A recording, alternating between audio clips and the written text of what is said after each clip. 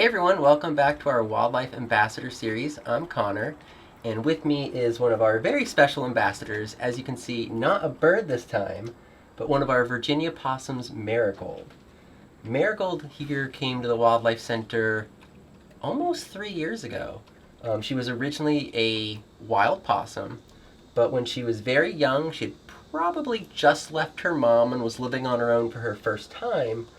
She was crossing a road when unfortunately she was hit by a car, and she was very badly injured by that collision. Luckily, she was rushed into our hospital where our veterinary team provided emergency care, and they were able to save her life, but there is one thing that they could not fix, and that is that vehicle collision actually left Marigold permanently blind. Now, normally, when there's an animal that comes in that's permanently blind, we would not try to transition it to our education ambassador team. But in Marigold's case, we noticed as we were treating her injuries that she was just a lot friendlier around people than possums normally are.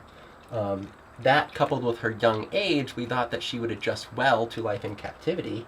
As you can see, she's doing a great job. She has right now no care in the world but the food bowl in front of her.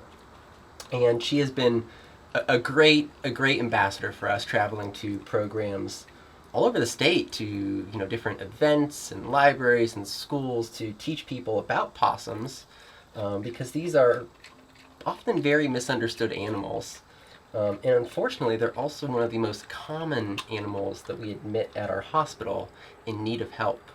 Every single year, we admit probably close to 400 possums, and most of those possums come to us because they are hit by cars, just like Marigold was.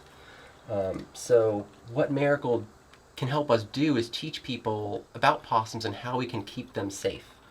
So when we go to programs, usually what we like to teach people is the message of the apple core. And that is that anytime we litter near a roadway, even items that we don't think are harmful, things like an apple core, most people think it's not a chemical, it's not a plastic, it's biodegradable, and some people even think, hey, maybe I'm providing a nice wild animal like Marigold with a little treat. But anytime we litter near a roadway like that, even something like an apple core will attract animals just like Marigold to a roadway, which is a very dangerous place for them to be. So what Marigold has helped us do is when we go to programs, we have people take the Possum Pledge, which is to not litter, so that we can help save wild animals just like Marigold.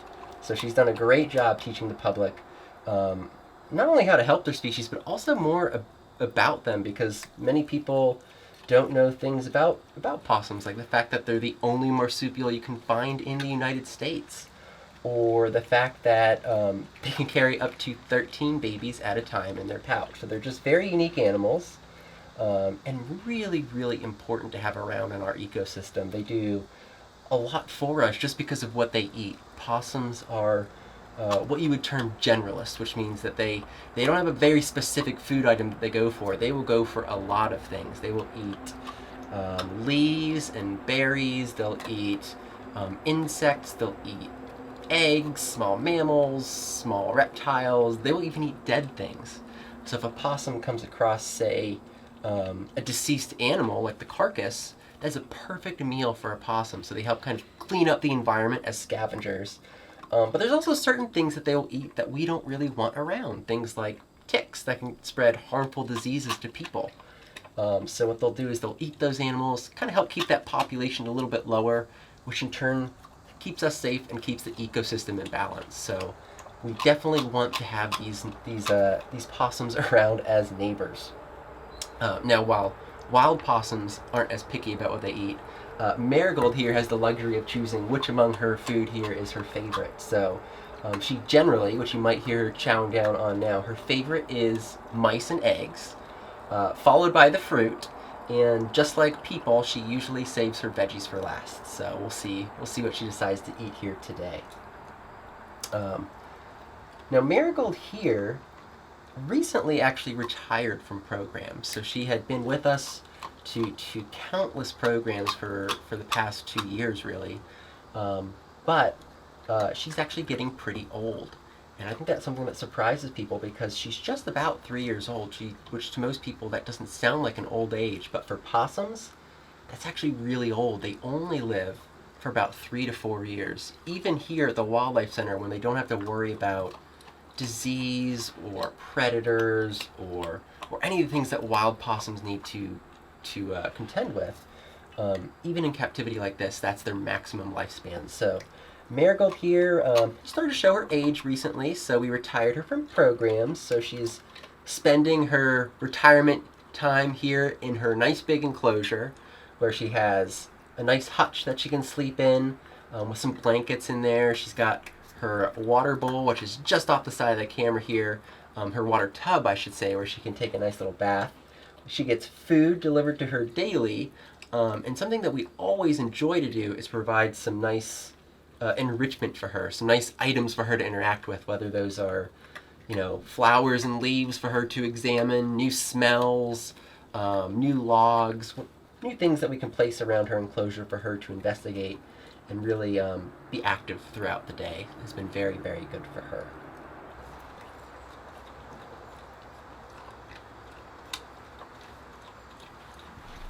Isn't she perfect?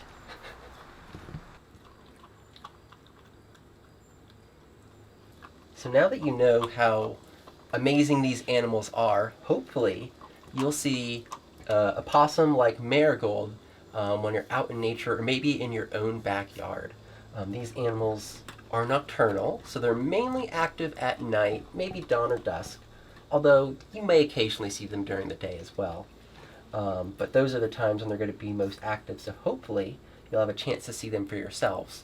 But these animals are also very nomadic. They usually don't hunker down in one area for too long. They're usually on the move. And part of that means they're crossing roadways. So even if they aren't attracted to roadways because of food, they still need to cross those roadways to get from one part of their habitat to another.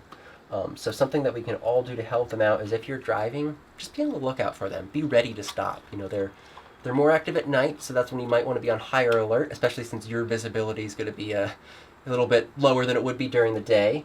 And also if you're going around, say, a bend in the road, or if you're in an area where there's a lot of overgrowth on the side of the road where a possum may be resting, just be on the lookout and be ready to stop for them in case they are crossing the road.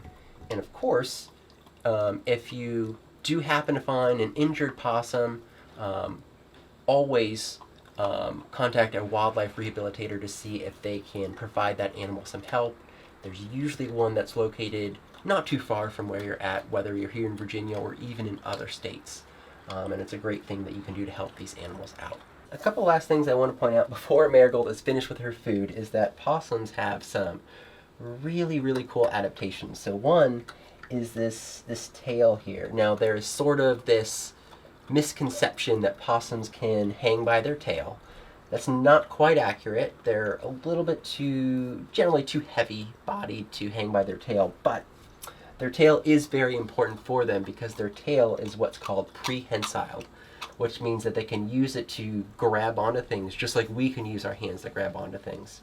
So it's really important for them to use that tail to maybe, grab onto branches as they're climbing through the trees, maintain their balance. That's one adaptation that they have.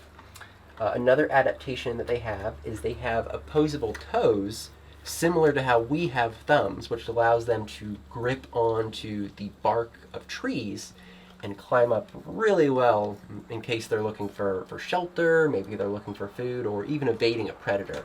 That's a great adaptation to have. And the last one that I want to point out is something that you may be able to see Marigold using a little bit of as she eats, and that is possums have an excellent sense of smell. So as Marigold's eating here, you may notice her nose twitching kind of constantly. That's probably because she's smelling the different foods in this bowl here and trying to find which ones she wants first. If you enjoyed this video and enjoyed learning more about Marigold's story, like, comment, and subscribe. Thanks everyone.